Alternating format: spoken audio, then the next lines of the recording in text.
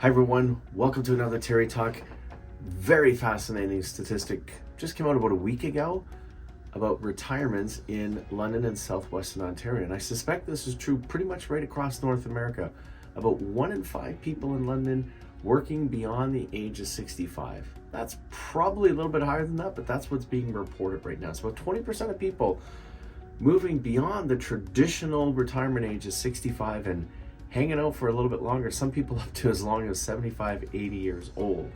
So we've talked about before the demographic crunch that we're in. We simply don't have enough people around. So folks staying around to work a little bit beyond the age of 65 is a pretty good thing overall. We should be applauding that, and we certainly should.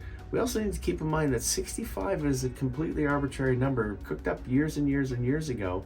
And in fact, what's happened is since that inception of that number, which is held on tight, you want to get the ire of voters. Say you're going to increase the eligibility age of CPP to 67, they lose their minds. But here's the reality. When 65 was first implemented, we lived about 5, 10, maybe 15 years. Now we're living 10, 15, 20, 30 years beyond traditional retirement age. What that means is we're living longer, and we're healthier beyond the age of 65. Some people are making the decision to stay put. A lot of people, though, are staying because they need money. That's a bigger social issue. We won't get into that now. And they need to have some needs fulfilled. So what we know, though, is not all of them are engaged in our traditional motivational pieces, mastery, autonomy, and purpose. And if we're not doing a good job of that with anybody in our organization, most importantly, I would think with these folks that are making decisions to stay beyond traditional retirement age, then we could lose them. So, enter ARIA. Yes, this is a shameless plug.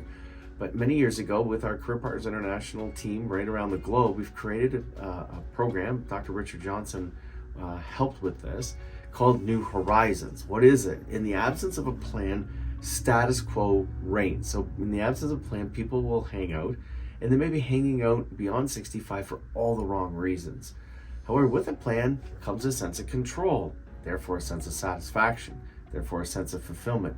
Now they're staying on their terms, as opposed to some people out there staying beyond 65 are staying because they feel like they are forced. So what does this program do? And there's lots of other programs out there. Check it out. But here's some of the things we look at in our program. For example, what are you going to do with career? What are you going to do with work? How are you going to keep the old noggin in your physicality? How are you going to keep those pieces engaged as you move beyond traditional work or that post-retirement age? What about health and wellness? Do you have a plan for that? Do you have a sense of where that's going to lay out? What about finances and insurance? Do you have a good handle on what that is? We're not going to be doing financial planning, but rather ensuring, do you have the confidence that you have the right plan in place? We have things like, what about family? Some of us looking after grandkids, or maybe even, dare I say it, aging parents that are getting into, because they're living longer, into their late 80s, 90s, maybe even into their hundreds, not outside the realm of possibility.